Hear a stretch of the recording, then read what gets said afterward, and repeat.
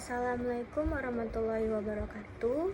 Perkenalkan, nama saya Shania Fani Effendi, NPM 2241116 dari kelas MNJ 22B. Di sini saya akan menjelaskan materi tentang aspek hukum. Aspek hukum dalam studi kelayakan bisnis adalah hal pertama yang harus diketahui. Meskipun masih banyak pihak yang melakukannya mulai dari aspek yang lain, di mana ini tergantung atas kesiapan perusahaan masing-masing. Adapun tujuan melakukan analisis pada aspek hukum ini adalah meneliti keabsahan, keaslian, dan kesempurnaan dokumen yang ada atau yang dimiliki. Untuk peneliti studi kelayakan bisnis, memang dokumen absahnya harus diteliti. Begitu pula dengan keaslian dan kesempurnaan dokumen tersebut, termasuk diantaranya adalah yang pertama perizinan yang dimiliki, yang kedua badan hukum, yang ketiga sertifikat tanah, yang keempat dokumen pendukung lainnya yang terkait kegiatan badan usaha.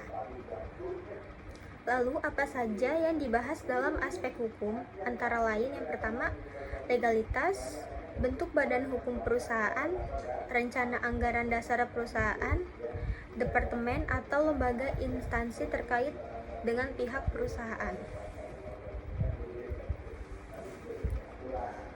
Aspek hukum dalam studi kelayakan bisnis harus pertama kali dikaji.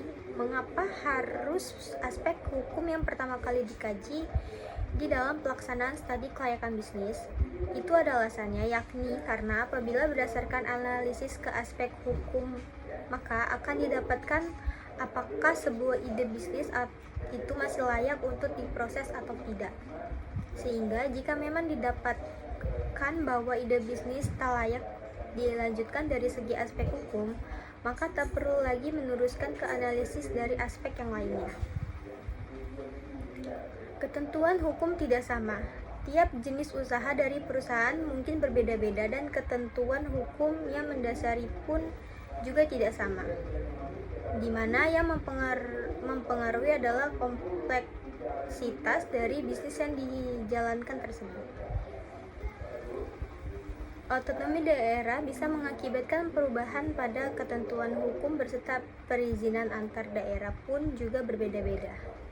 Karena penting sekali memiliki pemahaman tentang ketentuan hukum beserta perizinan investasi bagi tiap daerah. Pemerintah yang menetapkan perizinan atau ketentuan hukum investasi ini juga tidak asal, melainkan ada tujuannya.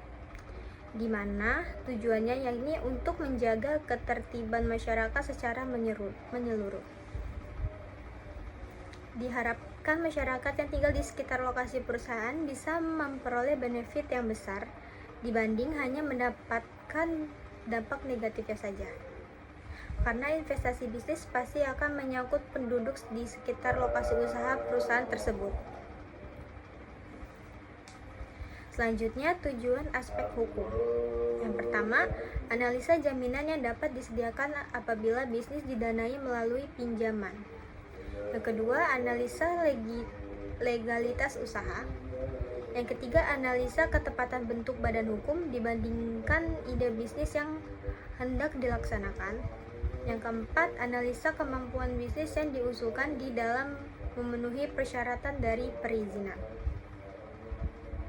Aktivitas bisnis tak dapat lepas dari yang namanya perizinan, beserta bentuk badan usaha di mana keduanya dibutuhkan dalam menjalankan usaha. Untuk bentuk badan usaha yang akan dipilih itu tergantung dari jumlah pemilik dan modal yang diperlukan. Beberapa pertimbangan yang mendasari pemilihan badan usaha antara lain: yang pertama, persyaratan perundangan, bidang industri, besar modal yang dibutuhkan dalam menjalankan bisnis, tingkat tanggung jawab dan kemampuan keuangan dan hukum. Bentuk badan usaha di Indonesia antara lain: yang pertama, perusahaan perseroan. Perusahaan perseroan adalah bentuk badan usaha yang tidak membedakan pemilik antara hak pemilik perusahaan dengan hak pribadi. Namun berdasarkan itu tersebut, pengertian perseroan yakni bentuk badan usaha yang dimana dimiliki seseorang dan orang tersebut yang bertanggung jawab penuh pada kegiatan perusahaan.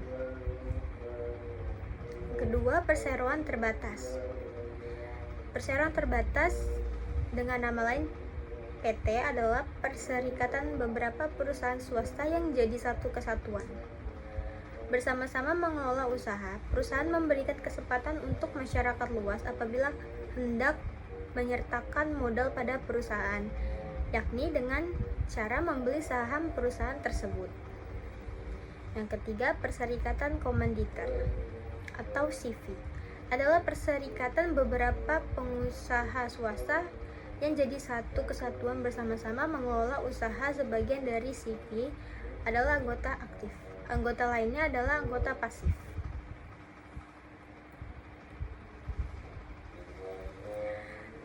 Selanjutnya, yayasan. Yayasan adalah badan hukum terdiri dari kekayaan yang dipisahkan untuk mencapai objektif pada bidang keagamaan, sosial, serta kemanusiaan yang tak punya anggota.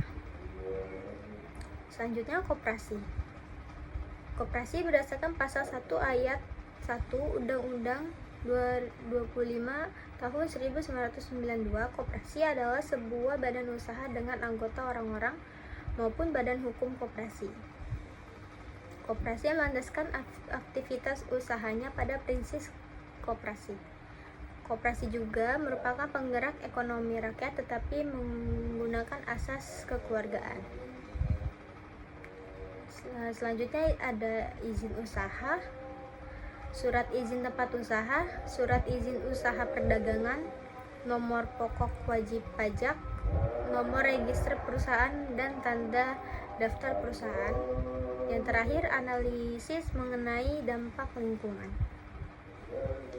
Terima kasih, itu saja yang bisa saya sampaikan. Kurang lebih mohon maaf. Wassalamualaikum warahmatullahi wabarakatuh.